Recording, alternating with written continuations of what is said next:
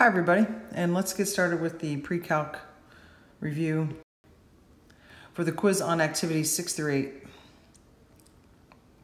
There are a total of 17 questions on your quiz.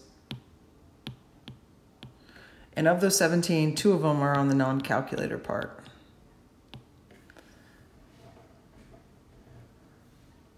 So as you can see here, we've got, well, actually questions 1 and 2 are the ones that look like the non-calculator. Question 3 is actually on the calculator part, even though it's not labeled that way right now. So given a piecewise equation, can you write the equation of the pieces? So that's what you'll see on the non-calculator part. Decide how you're going to break this up. You're going to do the one on the left first, the one on the right first. Typically, the way you've always been presented, it goes left first, then right. So you might want to consider that if that's easier, because that's what you're kind of used to. These are both lines. They appear to not have any kind of curve to them. Do not assume that it is a piece of an absolute value function. If it looks like a straight line, then write it as an equation of a line. So it looks like we've got one that starts less than negative or less than positive 1, and then the other one, the one to the right, is also at a positive 1, but it's greater than or equal to positive 1 due to the open and closed circle. The one on the left, the less than 1, you see it goes through 0, 0, and you can also see that it goes through the point 1, negative 2. So if we think about this is a negative slope, and it goes down 2 to the right 1. So look for 2 points there, it goes through it exactly. So the equation of this line would be negative 2x. I don't know what's happening to my pencil. Sorry.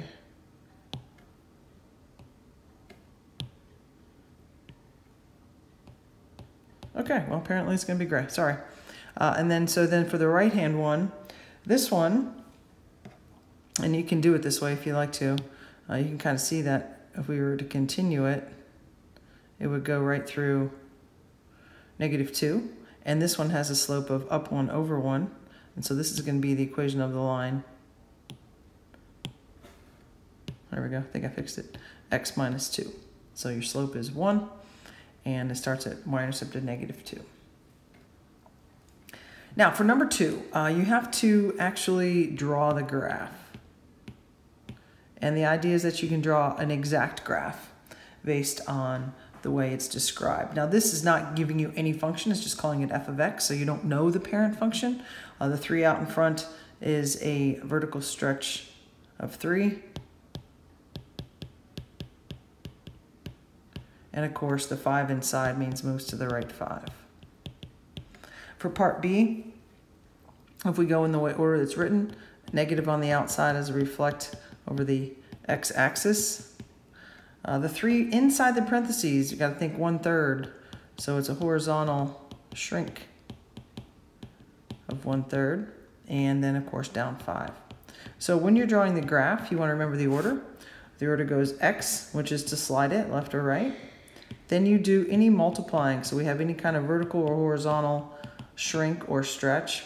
Then you would reflect over either axis, and then the last one would be y, which would be to slide it up or down. You can do this with the table. You can do this with just counting the squares. It's up to you. So as I mentioned earlier, number 3 is actually on the calculator part. So this is where the calculator portion starts, right here. It doesn't actually start here. Sorry about that.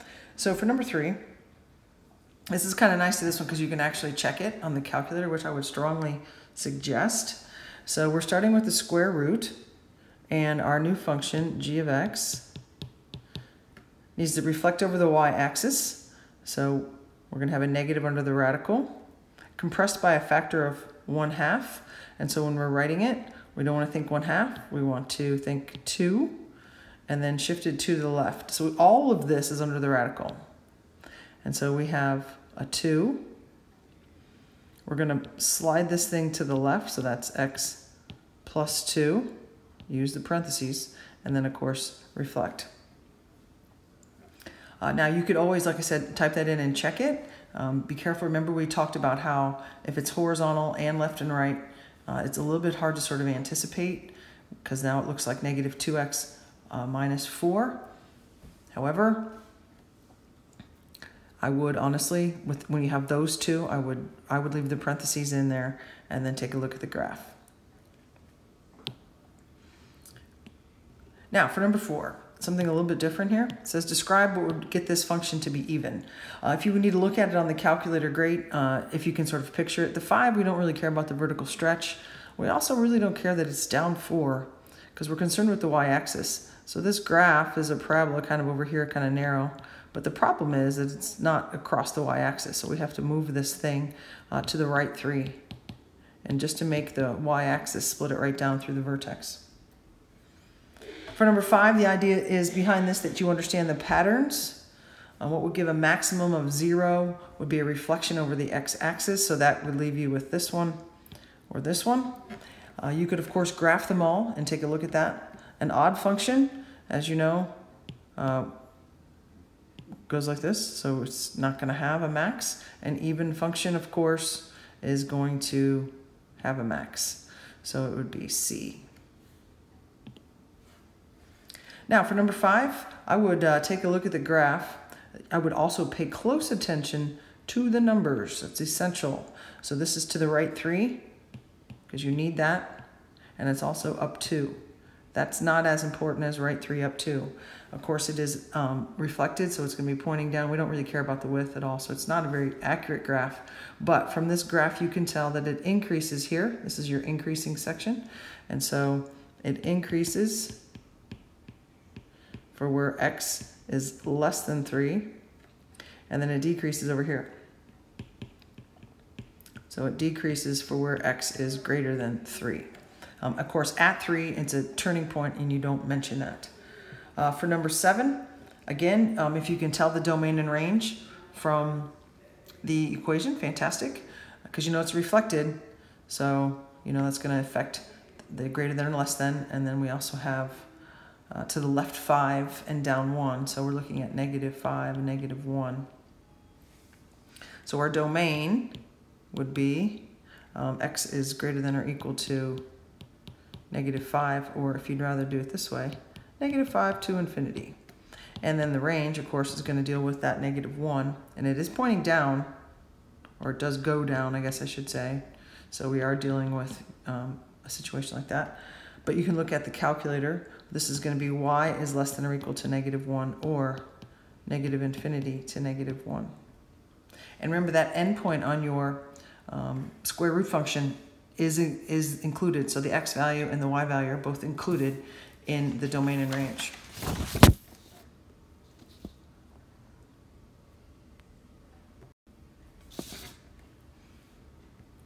All right. Oh, sorry. Writing all over this. All right, so describe the end behavior. Again, look at the calculator if that helps you. Remember, you'll have the calculator for all of this. So end behavior, of course, you set yourself up. X goes to infinity, x goes to negative infinity, and you can tell by the fact that it's negative and odd, or look at the graph, whatever's easiest for you. Eventually, you'll have to do this without the graph, but not on this particular quiz. So y would go to infinity, and for negative infinity to the left, y would go down to negative infinity. Now this next part, the story problem that I wrote on, all of this, there's actually 4 parts. So it's like 4 separate questions, almost exactly like you see here on the quiz. So be prepared to ask about anything where they have you do composition.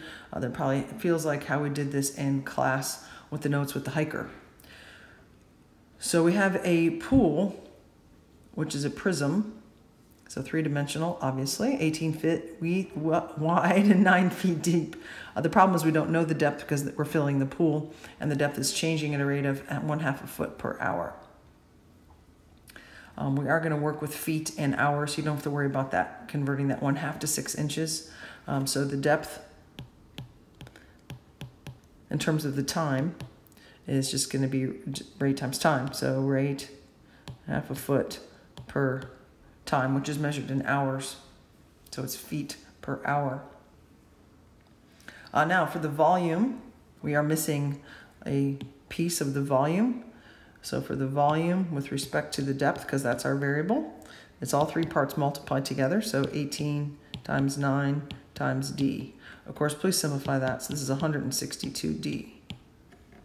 It helps if you label the way what you're told to label them, because then when it comes to number 11 and they ask you to do the composition, you'll know which one is which. So we're going to compose this. So basically we're going to compute the volume in terms of time. And so we have 162. Take out the d and put in 0.5 t rather. So this is 81t. And so this is volume in feet cubed after t hours. So that you can compute the volume at any time after it begins to fill. So then of course they give you a time to use. So we're going to take this, since we have the composition, we just plug the 4 right in there. So 81 times 4 is 324. This is going to be feet cubed of water, I guess, after 4 hours. So the idea is that the equations are simple, the composition is simple, but it's just to help you kind of go back through and show that you understand the units involved. Now for number 13. Oh, it still goes, sorry, I didn't realize this goes all the way down here. My fault. So we have the range goes from 0 to 4. Of course, it can be 0 and it can be 4. What's the greatest volume that the pool can hold? Of course, that's when we do the 4 in there. So we have our volume, remember, is 18 times 9 times the depth. And so this would be 648 feet cubed would be the largest or maximum volume of the pool.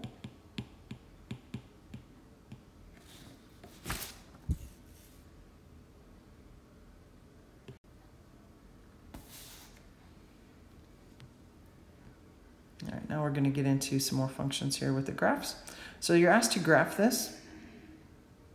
The idea is that you'll graph it perfectly. It's going to be a simple graph, but then we're going to do some stuff to the graph and, of course, talk about the inverse. So this moves to the left 3, except that's not 3. And we can draw the graph pretty easily. And, of course, the problem is that our original function does not pass the horizontal line test. So you have to cut it in half, and you can pick either side of your vertex. You can pick x is greater than or equal to -3, or you can pick x is less than or equal to -3. That's completely your choice. So now we're going to find the inverse and then graph the inverse. It's pretty easy to graph the inverse because you could just take these points and switch their values. We'll find the inverse first. So we have x equals y plus 3 squared. So we're going to take the square root of this and solve for y. So now we have the square root of x minus 3 is your inverse. Now I chose the positive value, so I don't have the plus or minus out front. I'm only going to graph the positive half because I'm going to select the positive half for my domain restriction. So this is your square root function moved down 3, which you can use the calculator for. I'm just too lazy. I think it's faster this way. And so this is the inverse function. The domain and range of the inverse you can do from the original function, or now that you have a picture, you can do it from that if that's helpful. So the domain is x is greater than or equal to 0, and the range is that y is greater than or equal to, looks like -3. So again, remember that this initial point is included, so that is the point 0, -3. You want to include that in your domain and range. Seemed like on the embedded assessment that did not happen. All right, so now we're going to have just kind of a mishmash of all the different things you can do with a function. It could be anything. So we might divide, we might multiply, we might do the inverse composition. So really anything goes with this. And they are asking you for the domain of each one. So it might be smart if we go back and take a look at these domains before we get into doing this. So this one, of course, g of x is all reals. H of x is a line, that's all reals. With the square root, that has to be greater than or equal to 0. So this would be x is greater than or equal to -2. And with k, it looks like the only thing that would make that 0 in the denominator is 0. So when you're subtracting, please pay attention to the order. So we're going to subtract this first one. H goes first. So 2x minus 3. Distribute that negative sign to the second function. I'm not saying you can always subtract things. In this one, of course, you can. So it looks like we get negative x minus 4. Except it's 2x plus 3, and I wrote minus 3. Sorry. So this is going to be negative x plus 2. And so this is, of course, all reals for the domain because we did not create any kind of situation. This one's saying take j and put it into k. This is actually going to work out pretty good. So we have 1 over 2 times this radical squared. Now the 2 is not squared, the radical is. So this is 1 over 2 times x plus 2. And so this reduces to 1 over 2x plus 4. The denominator is not allowed to equal 0. And so we would get 2x cannot equal negative 4. So x cannot equal negative 2. Now because of the use of j of x, we have to combine these two restrictions and make it as restrictive as possible. So it's not allowed to be negative 2, but it has to be greater than or equal to negative 2. So we're going to get rid of the equal sign. So this is the function simplified with the domain of x is greater than negative 2. So both of those parts. This next one is division. So h over k. We've got a fraction in the bottom. It's 2x squared, sorry. Which means we should probably have a fraction in the top, unless you want to invert and multiply, it's up to you. So I'm going to make this 2x plus 3 over 1. I like to just do this, so we are going to have 2x squared times 2x plus 3. That's over 1, so we get 4x to the third plus 6x squared. Now the result is cubic, which is, of course, the domain is all reals, but we had some issues when we used this one, so we also have to include that fact that x cannot equal 0. Now, if you don't like that, you could invert and multiply. By that I mean, say, h, which is 2x plus 3, put that over 1, divided by k, 1 over 2x squared. Then you would take the second one, flip it over, and multiply. And you would do exactly what we did up here. You'd have to distribute your 2x to the third. I'm sorry, 2x squared. Inverse of k of x. I'm going to switch the x and y. So now we have x equals 1 over 2y squared.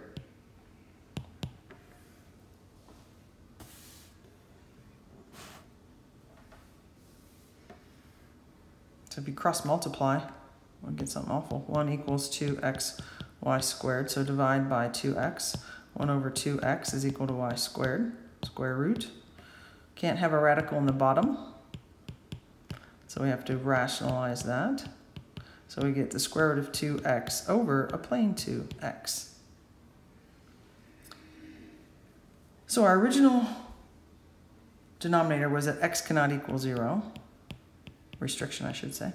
And now that's also true. But you kind of have to go back through the entire problem. This one's a little bit awkward. We did have a radical in the bottom. Right here in this step, we had a radical in the bottom.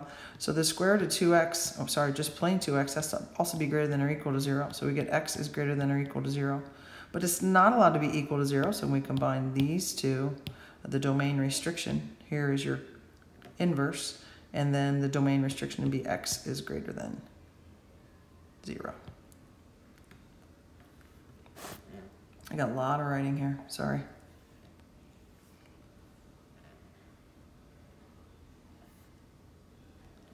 Number 19, we're going to find g of j of 14. This means start in the inside and work your way out. So j of 14. So j of 14 is going to be the square root of 16. Simplify that, you get 4. And then g of 4, you get, plug that into g. So 3 times 4 plus 1, so we get 13. Now, because you used a number, no matter what you're putting it in, there is no domain restriction because it's just computation.